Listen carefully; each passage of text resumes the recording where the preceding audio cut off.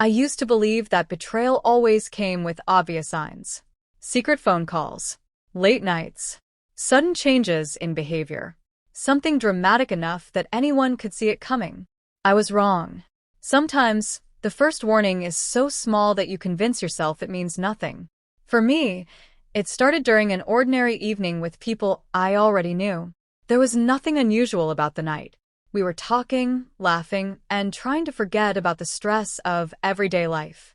My partner was sitting beside me, and from the outside, everything probably looked perfectly normal. We had been together long enough that I thought I knew them better than anyone else. We had our routines. We knew each other's habits, our favorite places, the things that annoyed us, and the little things that made us laugh. We had talked about the future more than once. I wasn't living in some perfect relationship, but I trusted what we had. That trust was exactly why I ignored the first warning. There was another person in our circle who had recently started spending more time around us. At first, I didn't think much of it. They were friendly, confident, and comfortable around everyone. My partner seemed to enjoy talking to them, but I didn't see that as a problem. People can have friends outside their relationships. I never wanted to be the person who questioned every conversation or treated harmless friendships like threats.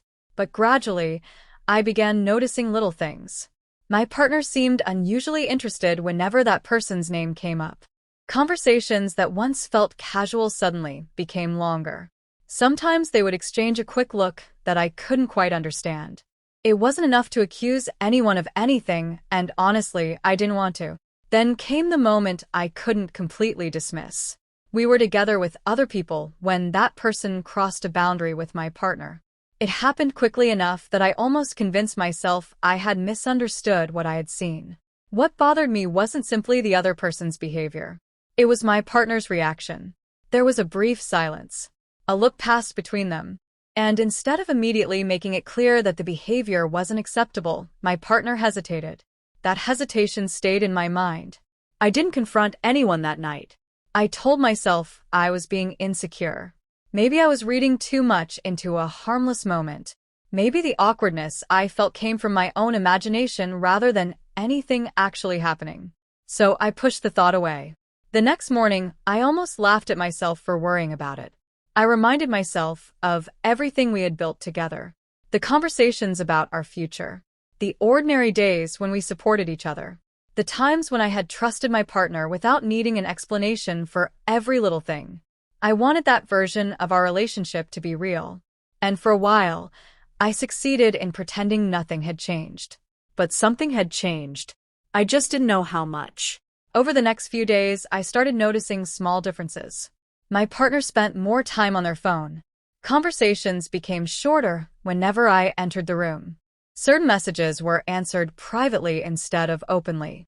None of those things proved anything. That was the problem. There was never one undeniable piece of evidence. There were only small moments that seemed insignificant on their own. But together, they were beginning to form a pattern. And I was about to discover that the moment I had tried hardest to forget wasn't meaningless at all. It was simply the first crack in a relationship I had believed was stronger than it really was. After that, I stopped trying to convince myself that everything was normal.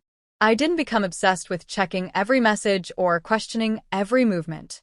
I simply started paying attention. The difference was subtle at first. My partner had always used their phone regularly, but now there seemed to be a reason to keep it close at all times. If a message arrived, the screen disappeared quickly. If I walked into the room while they were typing, the conversation would suddenly end. Whenever I asked who they were talking to, the answer was always casual. Just someone from the group. But eventually, that answer stopped feeling casual. One evening, I mentioned the other person's name during an ordinary conversation. My partner immediately became defensive. There was no accusation in my question. I hadn't even asked anything serious. Yet somehow, the reaction was stronger than the question deserved. That was when I realized something important. People don't always reveal secrets through what they say. Sometimes they reveal them through how quickly they try to shut down a conversation. Over the next week, the distance between us became harder to ignore. Plans changed without much explanation. Conversations that once lasted for hours became short exchanges. My partner seemed physically present, but emotionally somewhere else. I tried talking about it. I asked if something was wrong between us. The answer came quickly. No. You're just overthinking. Those words should have reassured me. Instead, they made me question myself. Maybe I really was imagining things. Maybe the strange looks and secretive behavior had nothing to do with betrayal. I didn't want to become suspicious of someone I loved simply because I had noticed a few uncomfortable moments. So I tried to let it go again. But then something happened that made that impossible. I noticed that an earlier conversation on my partner's phone was no longer there. It wasn't proof of an affair. Deleted messages can mean many things. But I remembered the person involved. It was the same person whose name had suddenly become difficult to mention. That was the point when my doubt became something heavier. I didn't confront my partner immediately. I needed to know whether I was dealing with one misunderstanding or an actual pattern. Over the next few days, more pieces appeared. There were conversations that seemed harmless on the surface, but the timing made them difficult to explain. Messages had been exchanged late at night. Plans had been discussed privately. Some conversations stopped abruptly whenever I came near. Then I found something I couldn't explain away. It wasn't a confession. It wasn't a photograph. It was a message that revealed a level of familiarity between them that went far beyond what my partner had previously admitted. I read it more than once because I wanted to believe there was another explanation. There wasn't. Suddenly, that uncomfortable moment from earlier made sense. The hesitation, the secrecy, the defensiveness, the deleted messages. They weren't separate incidents anymore. They were pieces of the same story. When I finally asked my partner about it, they didn't look angry. They looked nervous. At first, they tried to minimize everything. They said nothing serious had happened. They insisted I was misunderstanding the relationship. They said the messages didn't mean what I thought they meant. But then I asked one simple question. If there was nothing to hide, why did you hide it? There was no immediate answer. And that silence told me more than any explanation could have. For the first time, I understood that the real problem wasn't only what might have happened between them. It was the fact that my partner had already decided I didn't deserve the truth. And I still hadn't discovered how long that lie had been going on. My partner stayed silent for several seconds. Then came the explanation I had been expecting. They said the messages were innocent. They said things had simply become complicated and that I had misunderstood the situation. But the more they explained, the less convincing it sounded. I didn't raise my voice. I didn't insult anyone. I simply asked questions. When did they start talking privately? Why had some conversations been deleted? Why had I been told there was nothing unusual happening? And most importantly, why had the truth changed every time I discovered another piece of information? At first, every answer created another question. Eventually, my partner admitted that the relationship with that person had become too close. They insisted there had been no serious intention behind it. They said they had enjoyed the attention and allowed boundaries to become unclear. That admission hurt more than I expected, because it meant the situation wasn't something that had happened accidentally. There had been choices. Small choices at first, perhaps. A private conversation. A message that should have been ignored. A moment that should have been stopped. Then another conversation. Another secret. Each decision made the next one easier. I asked how long this had been happening. My partner hesitated. That hesitation immediately told me the answer would be worse than I wanted. Eventually, I learned that the communication had started long before the evening when I first noticed something unusual. That changed everything. Until that moment, I had believed the uncomfortable interaction was the beginning of the problem. It wasn't. It was simply the first time I had noticed the problem.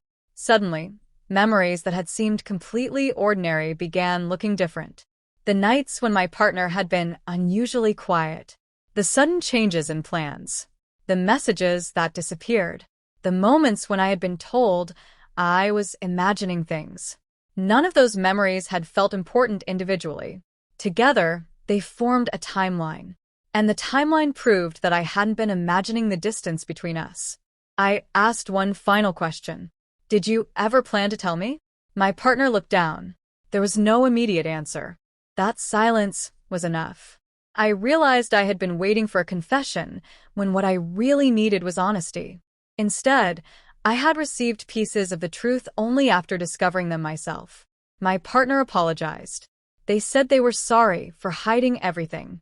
They said they had been afraid of losing me. They promised that the communication would end and that things could still be repaired. But I couldn't stop thinking about what those promises actually meant. If they were afraid of losing me, why had they continued? If they knew the behavior would hurt me, why had they hidden it? And if I had never discovered the messages, would they have told me at all? There was another painful realization. The betrayal wasn't limited to the other person. It had happened every time my partner looked me in the eye and told me there was nothing wrong. That was what made forgiveness feel impossible in that moment. I had trusted my partner enough to question my own instincts.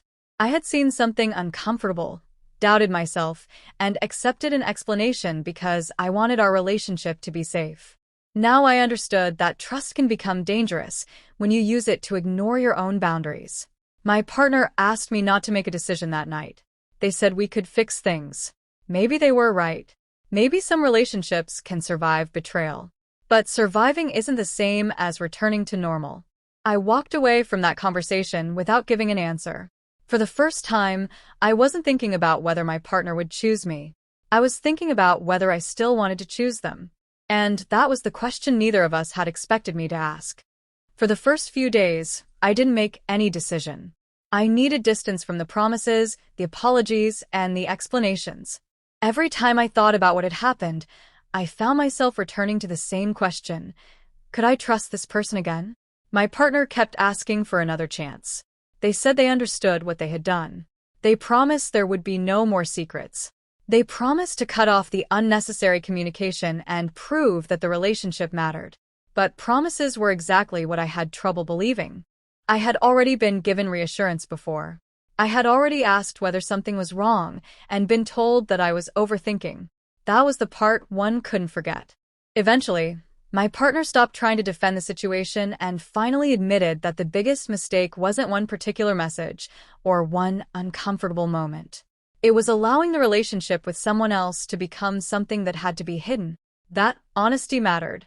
But honesty arriving after discovery doesn't erase the damage caused by dishonesty.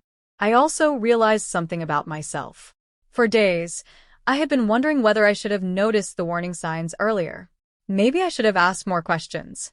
Maybe I should have trusted my instincts sooner. Then I understood that the responsibility for someone else's choices wasn't mine. I didn't create the secrets. I didn't delete the messages. I didn't choose to cross boundaries. And I wasn't responsible for protecting a relationship that the other person had already stopped protecting. Eventually, I made my decision. I chose to walk away. It wasn't because I suddenly stopped caring. In fact, caring made the decision harder. I still remembered the good years. I still remembered the conversations, the plans, and the ordinary moments that once made me feel safe. But love alone couldn't rebuild trust. Leaving also didn't make everything instantly easier. There were days when I questioned myself. There were moments when I wondered whether giving the relationship another chance would have been the better choice.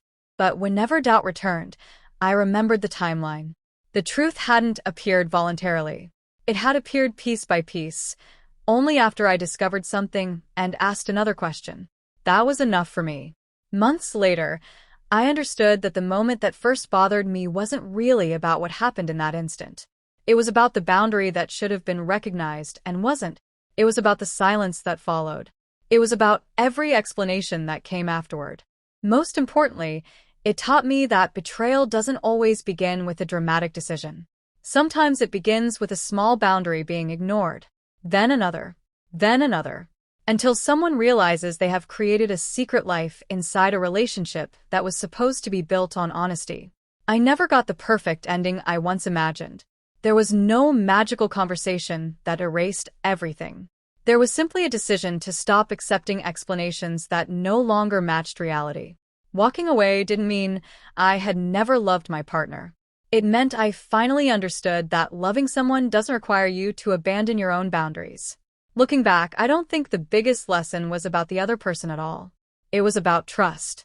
Trust should make you feel secure, not force you to constantly prove that your instincts are wrong. And when someone repeatedly hides the truth, the question isn't always whether they deserve another chance. Sometimes the more important question is whether you can live peacefully after giving it. I chose peace. I chose honesty. And most importantly, I chose not to ignore the warning signs just because accepting them was painful. Because a relationship isn't destroyed only by one moment. Sometimes, it's destroyed by every lie that follows it.